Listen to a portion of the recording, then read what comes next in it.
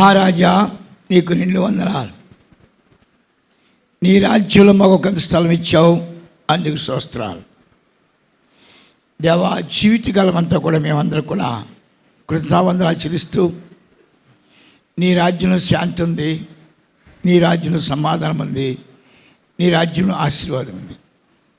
మేము పరిపూర్ణంగా నీ ఆశీర్వాదాలతో, నీ శాంతితో, నీ యొక్క దీవెనతో మీ నిండబడినట్లు మమ్మల్ని అందరినీ కూడా సిద్ధపరచమని నీ ప్రేమ గల దీపాలు సమర్పిస్తూ యేసు నామమున బతిమాలి వేడుచున్నాం తండ్రి, ఆమేన్. హల్లెలూయా, హల్లెలూయా, హల్లెలూయా. అతను గొర్రెలు కాసుకునేవాడు. గొర్రెలు కాసుకుంటే అతనికి మరి ఎందుకో తెలియకుండా భక్తి అతనిలో ప్రవేశించింది. సరే, భక్తి అతను ప్రవేశించడం, భక్తులుగా ఉండటం మీకు అందరికీ ఎప్పుడు వినే వాక్యమే. కానీ అతను అలా ఉండగా పరలోక దర్శనం గురించి చూస్తున్నాం. దావీదు కూర్చుండుట, దావీదు లేచుట, దావీదు మాట్లాడట, ఇవన్నీ కూడా ఒక ఆయన గమనిస్తున్నాడు. ఆయన ఎవరంటే రాజుగారు. మనం దావీదు రాజు అనుకుంటున్నాం కానండి, దావీదుకి ఒక రాజు ఉన్నాడండి. ఆ రాజు పేరు ఏం పేరండి? యెహోవా. ఈ రాజుకి కనుమరుగైంది కానీ, ఈ రాజు యొక్క ఆజ్ఞను మీరటం కానీ, ఈ రాజు యొక్క చిత్తానికి వ్యతిరేకమైన ఆలోచన చేయటం కానీ జరిగిందా, వెంటనే వాళ్ళకి శిక్ష రావటం అనేది అవైలబుల్. అంచేత ఈ దావీదు ఒకటి పరలోకానికి వచ్చిన మహా వ్యక్తి అని దేవుడు ఒప్పుకున్నాడు. అతను రాకపోకల విషయంలో పరిశుద్ధపరిచాను. పాపం దావీదు పుట్టుకతో కొంచెం పుట్టివాడుగాను, ఏదైనా కానీ అంత గొర్రెలు కాసుకునేవాడిగా అతని జీవితం కొనసాగించబడుతుంది. కానీ అతనిలో ఒక గొప్పదనం ఏంటంటే భక్తి ఉంది. ఆ భక్తిని బట్టి అతను ఎప్పుడు కూడా దేవుణ్ణి స్తుతిస్తూ ఉండేవాడు. దావీదు ఒక కొత్త మార్గాన్ని బయలుపెట్టాడు. అతను కష్టకాలమో సుఖకాలమో, అతనికి దుఃఖమో మంచో తెలియదు, కానీ అతను గొర్రెలు కాసుకుంటూ దేవుని స్తుతిస్తున్నాడు. ఈ స్తుతించడం వల్ల అతనికి రోగం రావట్లేదు, పెద్ద పూలు అతని దగ్గర రావట్లేదు, తన మంద అభివృద్ధి పొందుతుంది. ఇవన్నీ కూడా దావీదు చూస్తున్నాడు. ఇంకా ఇంకా ఇంకా ఇంకా ఇంకా భక్తుడిగా మారిపోయాడు. మనం ఏం చేస్తామంటే కష్టకాలం వచ్చినప్పుడు భక్తి నుంచి దిగిపోతాం. ఈ కష్టాలు కష్టాలు కష్టాలు చెప్పుకుంటూనే మన బతుకు సరిపోతుందండి. రోగం రోగం రోగం ఆలమూలంగా వచ్చింది, ఇళ్ళమూలంగా వచ్చింది, ఇలా చెప్పుకుంటూనే మన బతుకు సరిపోతాం.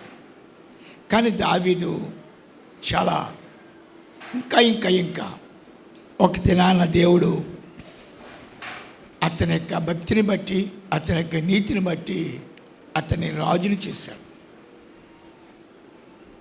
తర్వాత ఎన్నో కష్టాలు వచ్చినాయి. కష్టాలు వచ్చిన తర్వాత దావీదు మనసులో ఒక మాట ఉందంటాడు, అది దేవుడు కనిపెట్టాడంట. చూద్దాం ఒకసారి అండి. 132 అధ్యాయం 12 వచనం. యెహోవా సత్య ప్రమాణము దావీదుతో చేసెను. ఇది రిస్క్ అండి.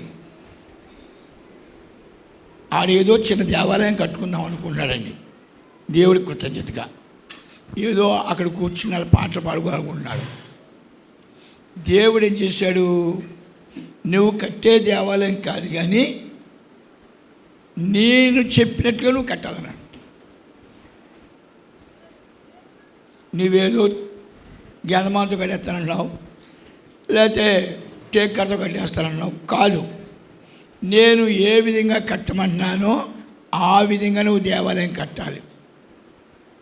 దానికి కొన్ని ఎస్టిమేట్లు చెప్పాడు. ఎంత బంగారం పడద్దో, ఎంత వెండి పడద్దో అన్నీ చెప్పాడు. దావీదు నుంచున్నవాడు కూర్చుండిపోయాడు. అన్నాడు, అయ్యా, మీరు నాతో మాట్లాడుతున్నారు, కొంచెం ఆలోచన చేశారా? నేనెంత, నా బ్రతికెంత, మీరు చెప్తున్న మాటకి నాకు సంబంధం ఉందా? ఏదో చిన్న దేవాలయం కడదాం అనుకున్నాను నేను అన్నాడు దావీదు. అది కదా పిచ్చి మలకుమా, నేను చెప్పినట్టు నువ్వు కట్టు, నీ దేవాలయం నాకు పనికిరాదు అన్నాడు దేవుడు. దానికి ఏం చేయాలని దావీదు అడిగాడు. కొంచెం ముందుకు వెళ్దామండి. అదే వాక్యం. యెహోవా సియోనును ఏర్పరచుకొని ఉన్నాడు.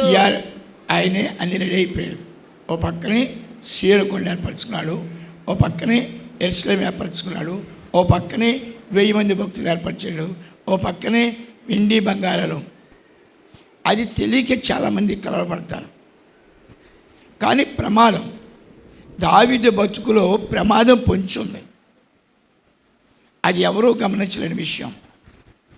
ఎందుకంటే దావీదు చాలా మనస్థితికి వెళ్ళిపోతున్నాడు.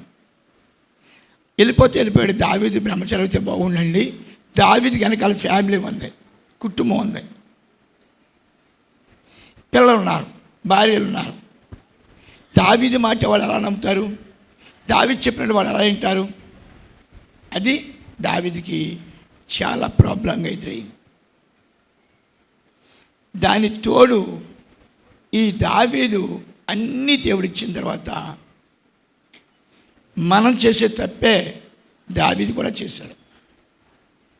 ఏం చేశాడంటే ప్రార్థన చేయటము మానేశాడు. బైబిల్లో ఏం రాయబడిందంటే జీవజల బుగ్గి అనే దేవుణ్ణి స్తుతించకపోవటమే నీకు శ్రమ. వెళ్ళిపోతావంట, దేవుణ్ణి విడిచిపెడతావంట. ఇక అప్పుడు ప్రారంభమవుతుందంట నీ చాండాల బతుకు యొక్క నిజం. అంత ఎత్తు ఎదిగిన కుటుంబము, దావీదు కుటుంబము మట్టి కలిసిపోయింది. చెత్త అయిపోయాడు దావీదు, అడ్రస్ లేకుండా అయిపోయాడు. చాలామంది భక్తులు ధనం గొప్పదనుకుంటారు, పొగడ్త గొప్పదనుకుంటారు, కానీ ఆయన మాట గొప్పది. ఎంత భయం ఉంటుందో, నీకు ఎంత భక్తి ఉంటుందో, నీకు ఎంత వినయం ఉంటుందో, నీవు ఈ లోకములో ఆయన చెప్పినట్టుగా చేసి దాటి వెళ్ళిపోగలదు.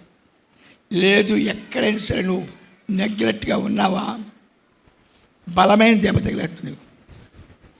అందుకు దావీదుకి దేవుడు గొప్ప ఉపాయం చెప్పాడు, భక్తులు ఇచ్చాడు. భక్తి వల్ల రాజ్యం అంతా ఆశ్రయించబడింది. ఇస్తాను బంగారాలు వెండి వచ్చినాయి. ఇంతకీ అన్నయ్య నువ్వు ఏం చెప్తావురా అని మీరు అడిగితే, నేను ఈ పరిస్థితి రాబోతుందని తెలుసుకుని ఈ భూలోకం నుంచి దాటి వెళ్ళిపోవాలని నాకు అనేకమైన దర్శనాలు రావటం, అనేక మంది నాతో చెప్పడం తెలుసుకున్న తర్వాత నేను దాటి వెళ్ళిపోదానికి ప్రయత్నం చేశాను. వెనకాలం ఉన్న వాళ్ళు బాధపడతారు, వాళ్ళు ఎలా పడతారు మనకు అనవసరం. మనం క్షేమకాలంలో దానికి అంగీకరించలేరు. నిన్న మొన్న మీరు ప్రవచనాలు విన్నారు, ఒరే నా కుమారుడా, నా పని చేయకుండా ఎక్కడికి వెళ్తావురా, నా పని నిమిత్తం వచ్చావురా. అదండి, ఎట్టి పరిస్థితుల్లో సువార్త కాదు. ఇది ఒక దేవుడు ఒక పథక ప్రకారంగా గొప్ప కార్యం చేయటం కోసము పరిశుద్ధాత్మ తండ్రి దిగి వచ్చాడు. అమాయకుడైనా నన్ను పట్టుకున్నాడు ఆయన. నాకు అర్థమవుతుంది దీంట్లో వచ్చే ప్రమాదం. ఎప్పుడైతే ఇప్పుడు ఇది ఎంత మీద ప్రారంభమవుతుందంటే అండి, వేలాది కోట్ల రూపాయలతో ప్రారంభమవుతుందంటాడు. ఇది నమూనా, మీకు వారం రోజులు చెప్తున్నాను. పథకము ఆయన దగ్గర ఉంటుందండి. దీని పథకాన్ని ఇప్పటికి ఇవ్వలేదు. బాబు గురించి చెప్పాడు. ఇప్పుడు మీరు అనుకోవచ్చు బాబు దేవుడు కుమారుడు కాదని చెప్తున్నాను. నేను అన్నయ్య గారి భార్య అనుకోవచ్చు, కాదని చెప్తున్నాను. ఎవరి పని నిమిత్తం వాళ్ళు వచ్చాం. ఈ కట్టడాల విషయంలో బాబుకు బాధ్యత ఇచ్చాడు, కానీ పెత్తనం లేదు, ఆడు గ్రహించుకుంటలేదు. చాలాసార్లు ఆడికి నాకు డిస్కషన్ జరిగింది. మీరు బాధ్యత లేకుండా ఉంటారు. అసలు పెత్తనం ఇవ్వకుండా తాళచ్యం లేకుండా నేను ఎలా బాధ్యత తీసుకోగలను? నాకు ఎటువంటి అధికారం ఇవ్వలేదు, నాకు ఎటువంటి బాధ్యత ఇవ్వలేదు, ₹1 నాకు ఇవ్వలేదు. నా అంటాడు తీసుకుంటాడు. మరి నేనేం చేయగలను? ఎలా చేయగలను? ఎవరి మీద పెత్తనం చేయగలను? ఎవరిని తీసుకొస్తాడు, ఏదో చేస్తాడు, ఆయన ఇష్టం. అలాగే ఎంతవరకు గడుపుకుంటూ వచ్చాడు. ఇప్పుడు మరి తనకు పథక ప్రకారంగా మరి మందిర నిర్మాణానికి ఆయన ముందుకెళ్తున్నాడు. మందిర నిర్మాణానికి ముందుకెళ్ళినప్పుడు సాధారణంగా మనకి మందిరం కట్టినవాడు ఎవడు కనబడుతున్నాడంటే సొలొమోను రాజు లేకపోతే దావీదు. మందిరము కట్టినవాడు ఎవడో 132 చెప్పాడు ఆయన. అన్నీ సమకూర్చుకునేది నేను, అన్నీ సిద్ధపరచుకునేది నేను, కేవలం నా మాట నీ వినాలి. నీవు వినని పక్షములో దావీదు వినలేదు, చివరిదాకా విన్నాడు. బ్యాడ్ లక్, కుటుంబం నాశనం అయిపోయిందండి. అందుకు మీ అందరికీ చేతులు దండం పెడుతున్నాను. మేము క్షేమంగా ఉండాలంటే మీ ప్రార్థనా సమయంలో అన్నయ్య గారి కుటుంబం ఎక్కడా కూడా చిన్న తప్పు కూడా చేయకూడదు. అన్నయ్య గారి కుటుంబం ఎక్కడా కూడా పొరపాట్లో పడిపోకూడదు. అన్నయ్య గారి కుటుంబం ఎక్కడ కూడా వాళ్ళ సొంత ఆలోచనతో ఏదీ చేయకూడదు అని మీ ప్రార్థన సమయంలో జ్ఞాపకం చేసుకోవాలని విజ్ఞాపన చేస్తున్నానండి. అట్టిపళ్ళు లేకుండా భోజనం పెట్టడానికి లేదు, ఊరుకోడు. ఆడు అనుకుంటాడు మా డాడీ పిచ్చి అనుకుంటాడు. డాడీ పిచ్చి కదండి, అది ఆయన రూల్ చెప్పాడు. అట్టిపళ్ళు వేయాలి, పెరుగు వేయాలి, కూర వేయాలి, సాంబార్ వేయాలి, స్వీట్ వేయాలి. ఏమీ లేనప్పుడు చెప్పాడు మాట. తర్వాత ఈస్టర్కి 2 కూరలు, 2 పచ్చళ్ళు, మరి అన్నీ కూడా 2 దద్దోజనం, చక్కెర పొంగల ఇవన్నీ కూడా వేయాలని చెప్పాడు. అరటిపండు, ఆ అరటిపండు కూడా ఏ అరటిపండు పడితే అరటిపండు వేయడం లేదు, చక్కెర కేలి. ఆ చిన్న మిస్టేక్కి పట్టేసుకోవడం అంతే. దావీదు ప్రార్థన చేయనందుకు అతను కుటుంబాన్ని నేలస్కొట్టిస్తాడు. ఎంతో ఎత్తెదిగిన దావీదు, ఎంతో గొప్పడైన దావీదు, దేవునికి ప్రియుడైన దావీదు, దేవుని చేత ఎన్నో 1000 తరాల వరకు నీ వంశం ఆశ్రయించబడింది, 1000 తరాల వరకు నీ వీళ్ళ క్షేమం కలిగి ఉంటారన్న వాగ్దానాలు పొందిన దావీదు స్మాష్ అవుట్ అయిపోయాడు. అందుకు నీకు ఎందుకు భయం అయ్యా, భూలను దానం వస్తుందని చెప్తున్నాడు కదా, నది వల్ల వచ్చేస్తున్నాడు కదా, గుప్తదానాలు వచ్చేస్తున్నాడు కదా, మరి అనేక మంది వచ్చేస్తారన్నాడు కదా, మరి నీకు భయం ఏంటి? ఎక్కడైనా తండ్రి గారి యొక్క ఆజ్ఞ, చిన్న ఆజ్ఞ నేర్తే,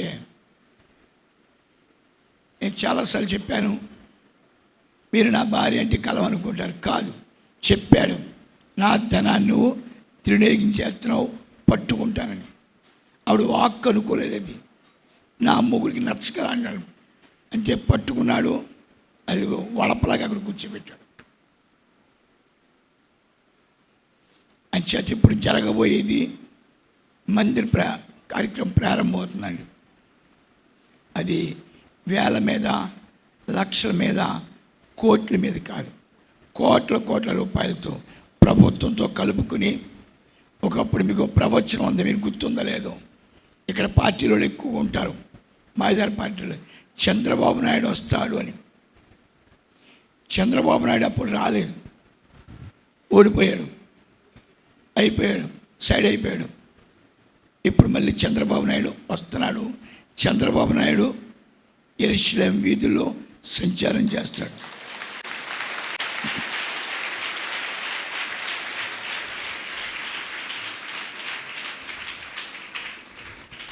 ప్రపంచ నాయకులు ఈ స్థలంలోకి రాబోతున్నారు. అనేకమైన యోగ్యులైన వాడు, తపస్సంపన్నులు, నిత్యం ఇక్కడ స్థుతి మీరు అనుకున్నారు స్వస్థ ప్రార్థనలో చేయవలసిన లేదంటండి.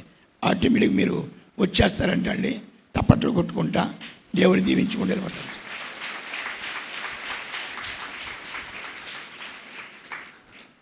దీనికి కావలసిన ఏర్పాట్లన్నీ కూడా తన పథక ప్రకారంగా అలా ఉంటుందా?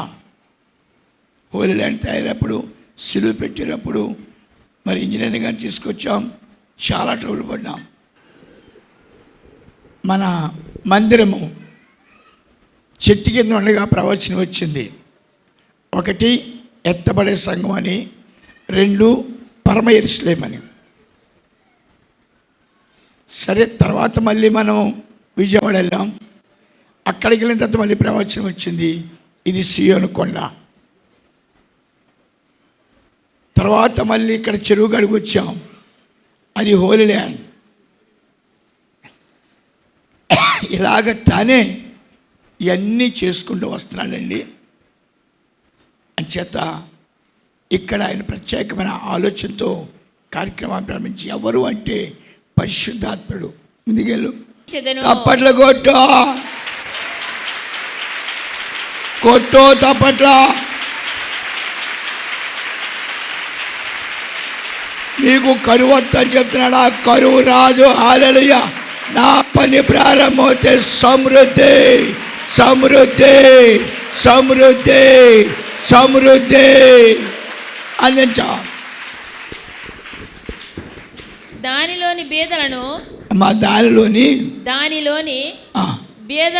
బీదలను ఆహారముతో తృప్తిపరచెదను. తప్పట్లు కొట్టండి. భేదవాళ్ళు అనేవాళ్ళు ఉండరంట.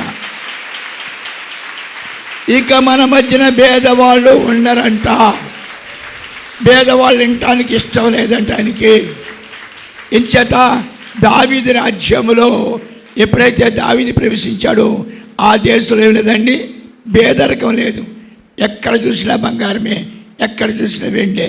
ఇక యెరూషలేము ఎప్పుడు వెండి బంగారంతో నిండిపోతుందండి, మహానాయకులతో నిండిపోతుందండి, యోగ్యులతో నిండిపోతుందండి. కరువు దినాలు లేవు. తప్పట్లు కొట్టండి. కరువు లేదు, కరువు రాదు. మీరు చేపల చెరువు కోసం, రేణి చెరువు కోసం మీరు ఉపాసించి ప్రార్థన చేస్తారు. మీరు చేయక అవసరం లేదంటండి. మీ చేపల చెరువులు, మీరు రేణి చెరువులు ఆశ్రయిస్తూ ఉంటాడంట. కొంచెం ముందుకు వెళ్ళి బిడ్డ. దాని యాజకులకు రక్షణను వస్త్రముగా ధరింపచేస్తాడు. తప్పట్ల కొట్టు. హల్లెలూయా. పరిశుద్ధాత్మ లేకుండా ఇక్కడ యాజకుడు ఉండడంట. ఈ పవిత్ర స్థలములో పరిశుద్ధాత్మ లేని యాజకుడు ఉండడంట. ప్రతి యాజకుడు కూడా పరిశుద్ధాత్మ పొందుంటాడంట. పరిశుద్ధాత్మ పొందుకుని దేవుని ముందు మోకరెళ్ళి ప్రార్థిస్తుండగా పరలోక మహిమతో నిండిపోతుందట. ఆ కొంచెం ముందుగాలో దానిలోని భక్తులు బిగ్గరగా ఆనందగానము చేసేదరు. ఎవరు చూశాను ఎవడు చూసావు? ఎలా ఉందండి? మాకు రాత్రికి స్థుతి జరుగుతుందండి. ఆపగలుగుతున్నావా? డ్యాన్సులు చేసుకొని వెళ్ళిపోతున్నాయి అమ్మగడి బంగారం కన్నా. ఒకసారైనా మా కోలాలు వస్తారేమో, ఆ స్థుతిలో పాల్గొంటారేమో చూశాను. డ్యాన్స్ చేసుకుని వెళ్ళిపోతున్నారు. మా ఆవిడైనా వచ్చి కొంచెం ఒకసారి తప్పి ఇలా కొడద్దామన్నా కొట్టట్లేదండి, ఆగట్లేదండి. రాత్రి తెల్లవారులు కొడతానే ఉన్నారు, డ్యాన్స్ చేస్తూనే ఉన్నారు. ఇదిగో దానిలో భక్తులు, హల్లెలూయా, దానిలో భక్తులు నిత్య సంతోషంతో ఉంటారు. ఆమేన్. అదేచా అక్కడ దావీదునకు కొమ్ము మొలవ చేసేదను దావీదుని చెప్తున్నాడు. ఆశ్రదిస్తానని చెప్పాడు. అతను నలువైపులు వ్యాపం చేస్తాను.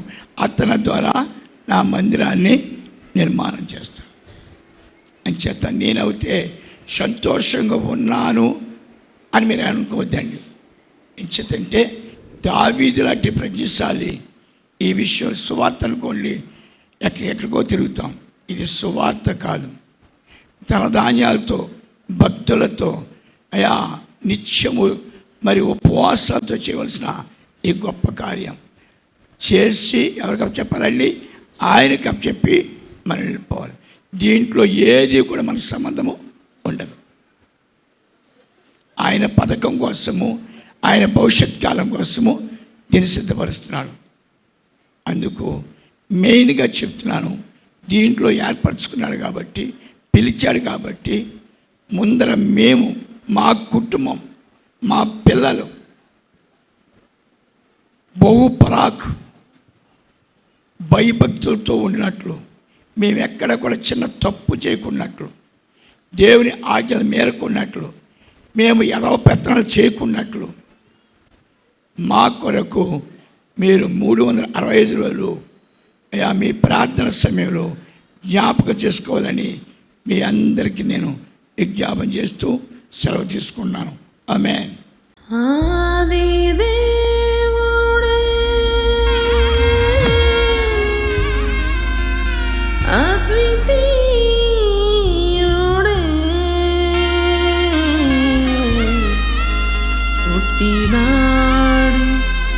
బెత్లెహేములో నీతి సూర్యుడే, నిర్మలాత్ముడే,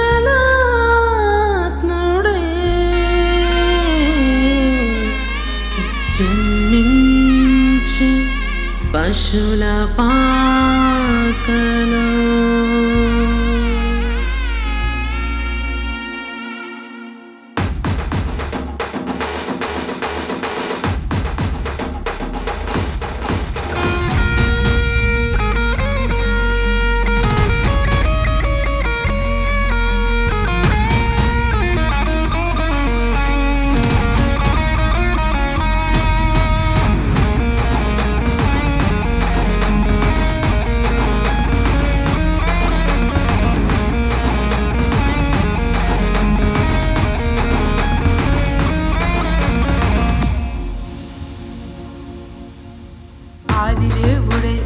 అద్వితీయుడే పుట్టినాడు బెత్లెహేములో, నీతి సూర్యుడే నిర్మలాత్ముడే జన్మించే పశుల పాకలో.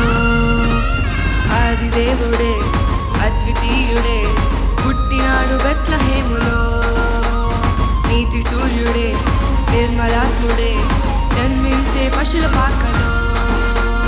కన్యమరియ గర్భమందు ఇమ్మానుయేలుగా మన పాపం తొలగించే రక్షకుడే సయ్యగా. కన్యమరియ గర్భమందు ఇమ్మానుయేలుగా మన పాపం తొలగించే రక్షకుడే సయ్యగా. రారాజు పుట్టినాడయో, రక్షణని తెచ్చినాడయో. రారాజు పుట్టినాడయో, రక్షణని తెచ్చినాడయో. Happy happy happy happy happy Christmas, merry merry merry merry merry Christmas. Happy happy happy happy happy Christmas, merry merry merry merry merry Christmas.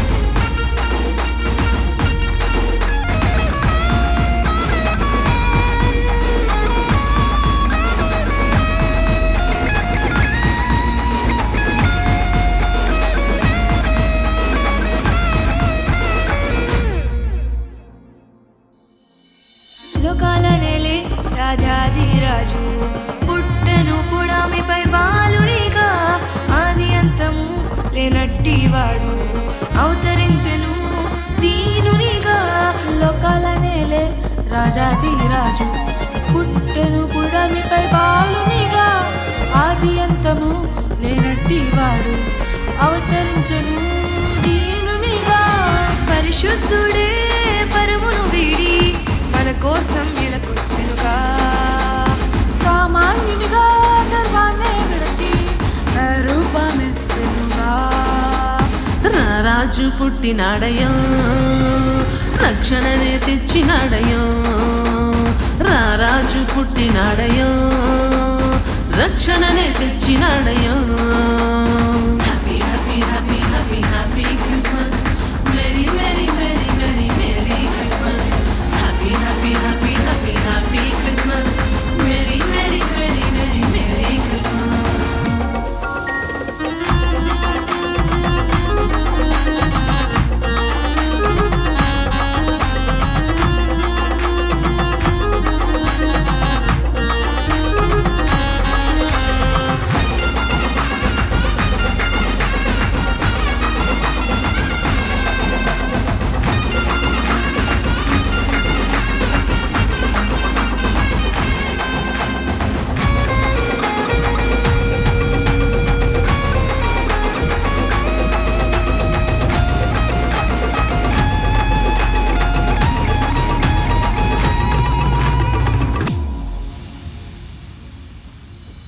బంగారము సాంప్రాణి బోలము తెచ్చినారు ఇచ్చినారు తూర్పు జ్ఞానులు నాట్యములాడి స్తుతి పాటలు పాడి గొల్లలు చాటిరి శుభవార్తను.